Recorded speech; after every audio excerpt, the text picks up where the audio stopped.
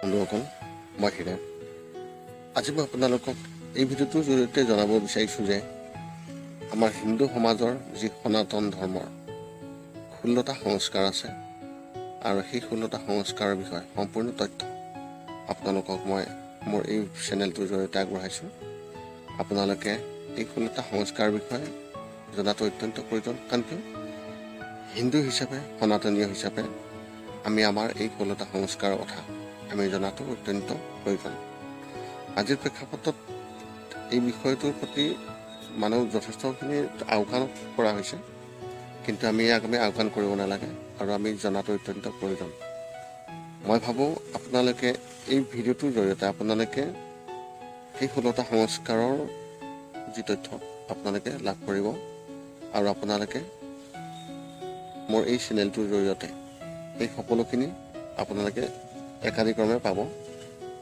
আৰু আমি জনাটো প্ৰয়োজন এটা কথাই যে আমি আমাৰ লগতে আমি আমাৰ পৰিয়ালৰ, আমাৰ সমাজৰ সকলোকে এই বিষয়ে আমি জনাই দিয়াটো প্ৰয়োজন। কাৰণ কিয় আমি আমাৰ নিজৰ সংস্কৃতিৰ বিষয়ে বা সংস্কাৰৰ ক্ষেত্ৰত আমি যদিহে অভিজ্ঞ নহওঁ, এই বহুত দুখৰ কথা, লাজৰ কথা। নিশ্চয় আপোনালোকে এই ভিডিঅ'টোৰ জৰিয়তে আশা কৰোঁ আপোনালোকে এইখিনি কথা সম্পূৰ্ণভাৱে জানিব পাৰিব। এই 16 সংস্কাৰৰ কথা নিশ্চয় আশা ৰাখিছোঁ আপোনালোকে মোৰ চেনেলটোৰ জৰিয়তে আপোনালোকে চাব, শ্বেয়াৰ কৰিব, যাতে সকলোৱে গম পায়। মনুষ্য জীৱনৰ আধাৰ 16 সংস্কাৰ। শাস্ত্ৰ অনুসৰি এই 16 সংস্কাৰক প্ৰতিজন ব্যক্তিৰ বাবেই অপৰিহাৰ্য বুলি কোৱা হৈছে।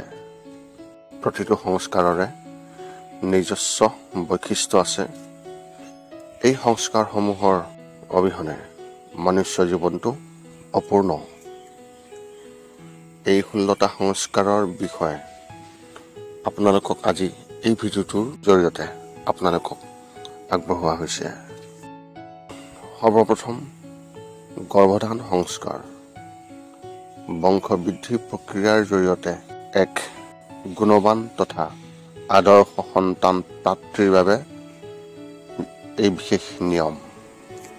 আধ্যাত্মিকতা আৰু সংযমৰ মাজত থাকি স্বামী স্ত্ৰীয়ে মিলন কাৰ্য সংকল্পলৈ ক্ৰিয়াশীল হোৱাই হ'ল গৰ্ভধাৰণ সংস্কাৰ। আৰু এই গৰ্ভধাৰণ সংস্কাৰৰ বিষয়ে এই চেনেলটোত এটা সুকীয়া ভিডিঅ' প্ৰস্তুত কৰা হৈছে। আপোনালোকে এই চেনেলটোত এই গৰ্ভধাৰণ সংস্কাৰৰ বিষয়ে নিশ্চয় জানিব পাৰিব, যিটো আছুতীয়াকৈ এটা ভিডিঅ' প্ৰস্তুত কৰা হৈছে। 2 নম্বৰ, পুংসৱন সংস্কাৰ। গৰ্ভস্থ শিশুৰ বৌদ্ধিক তথা মানসিক বিকাশৰ বাবে এই সংস্কাৰ কৰা হয়। গৰ্ভধাৰণৰ 2-3 মাহৰ ভিতৰত এই সংস্কাৰ কৰা হয়। বিশেষকৈ প্ৰস্ৰাৱৰ ক্ষেত্ৰত এই কাৰ্য কৰা হয়। ইয়াত গৰ্ভৱতী মাতৃগৰাকীক গৰ্ভস্থ সন্তান প্ৰতিপালনৰ বিষয়ে অৱগত কৰোৱাৰ লগতে সন্তানৰ সুস্বাস্থ্যৰ বাবে মাতৃগৰাকীৰ কিদৰে প্ৰতিপালন কৰা হ'ব সেই বিষয়ে স্ত্ৰীগৰাকীক স্বামীৰ জ্ঞান দিয়া হয়। পুংসৱন সংস্কাৰৰ বিষয়েও এটা আছুতীয়া ভিডিঅ' প্ৰস্তুত কৰা হৈছে, যিটো আপুনি এই চেনেলটোতেই পাব। আপোনালোকে অকণমান অনুসন্ধান কৰিব। 3 নম্বৰ, সীমান্তোন্নয়ন সংস্কাৰ। গৰ্ভধাৰণৰ 6ৰ পৰা 8 মাহৰ ভিতৰত এই সংস্কাৰ কৰা হয়।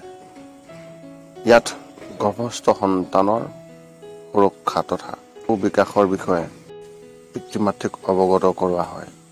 কাৰণ এই সময়ৰ পৰাই গৰ্ভস্থ শিশুৰ শিকিব পৰা ক্ষমতা প্ৰাপ্ত হয়। এই সময়ত শিশুৰ স্বভাৱ চৰিত্ৰ, গুণ কৰ্ম আদিৰ সজ্ঞান হ'বৰ বাবে পিতৃ মাতৃ উভয়কে এই ধৰণৰ আচাৰ আচৰণ বিচাৰ বিবেকেৰে থকা জ্ঞান দিয়া হয়। 4 নম্বৰ, জনকৰ্ম সংস্কাৰ। সন্তান জন্মৰ ঠিক পিছতেই নাৰী ছেদনৰ আগে আগে নৱজাতকক সোণ ৰূপৰ বাচন চামুচ আদিৰে 2 টোপাল ঘি আৰু 6 টোপাল মৌ মিশ্ৰণ চেলেকুৱাৰ লগতে সন্তানটি যাতে স্বাস্থ্যৱান হয় সেই উদ্দেশ্য পিতৃয়ে প্ৰাৰ্থনা কৰা নিয়ম। ইয়াৰ পিছতহে নৱজাতকৰ মাতৃদুগ্ধ পান কৰোৱা হয়। এতিয়া 5 নম্বৰ নামকৰণ সংস্কাৰ। জন্মৰ 11 দিনৰ দিনা এই সংস্কাৰ কৰা হয়।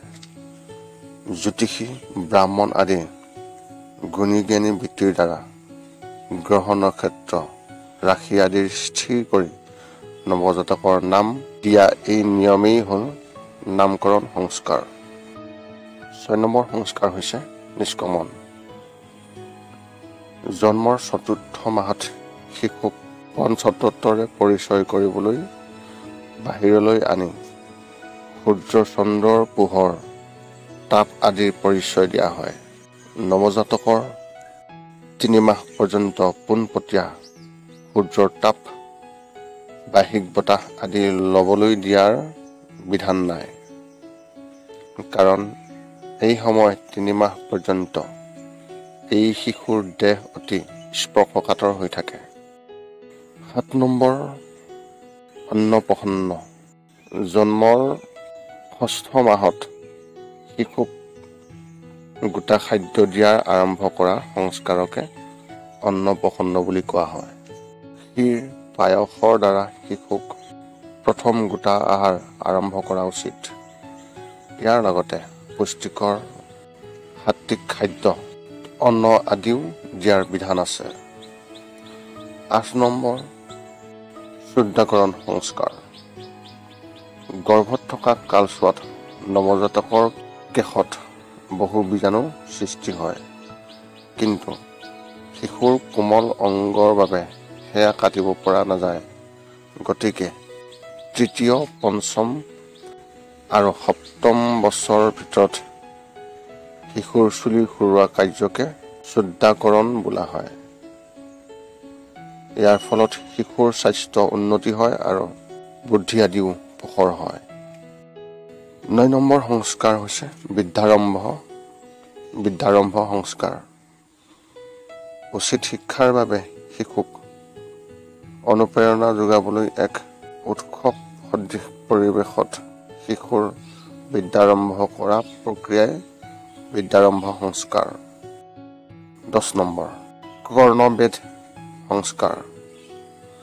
এই সংস্কাৰত কাণত ছিদ্ৰ কৰা হয়। ই এক ধৰণৰ একুপাংচাৰ।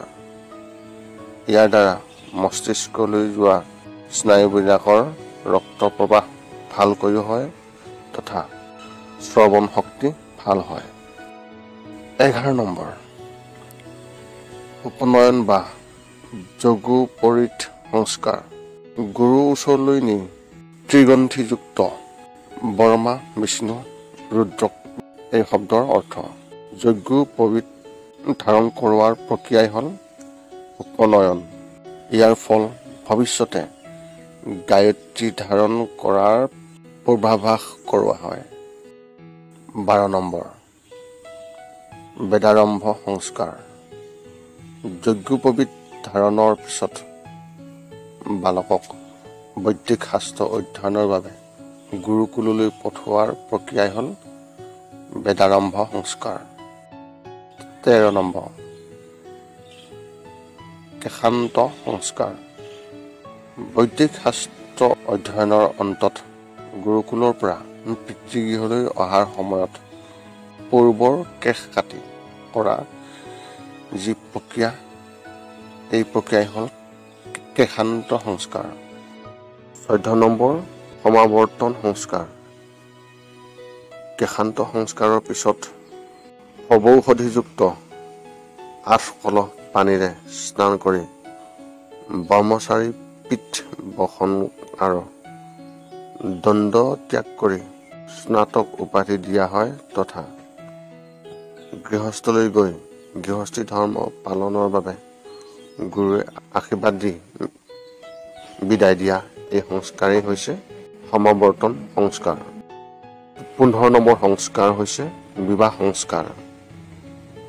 পৰিবাৰ নিৰ্মাণৰ উপযুক্ত শাৰীৰিক মানসিকভাৱে পৰিপক্ক যুৱক যুৱতীক বল বধূ হিচাপে একেলগে থাকি গৃহস্থী ধৰ্ম পালনৰ বাবে অনুমোদন জনোৱা হয়।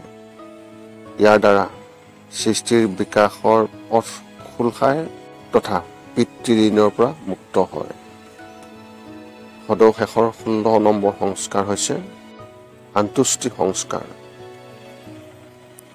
শৰীৰ ত্যাগৰ ফলত ব্যক্তিজনৰ নিৰ্জীৱ শৰীৰটো উচিত নীতি নিয়মৰ মাজেৰে অগ্নিত সমৰ্পণ কৰা প্ৰক্ৰিয়াই হ'ল অন্তুষ্টি সংস্কাৰ।